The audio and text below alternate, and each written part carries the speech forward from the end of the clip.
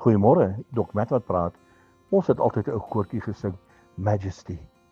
Worship His Majesty, U Majesteit. En nou vandag wil ek U Majesteit verheerlik, U Majesteit groot maak. Hoe mooi woord is dit net nie? Jesus, U Majesteit, die grootte God, hy wat die planete in hulle bane geslinger het, hy wat asem in my neus ingeblaas het, hy wat dag vir dag daar is om my te beskerm, om my deur te dra. Lord, you are great. Lord, you doeth wondrous things. Lord, you are God and God alone.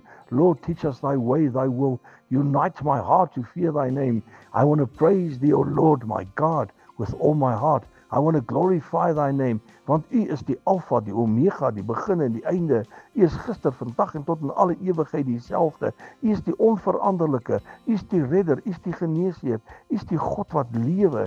En ek kan nie anders as om u naam groot te maak, u naam te eer, u naam te prys nie.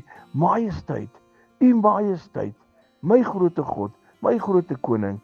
I worship you, your majesty. I want to bow before you, your majesty. Ek buig in nederigheid voor u, u majesteit, my Jesus, my koning. Herlewingsgroete.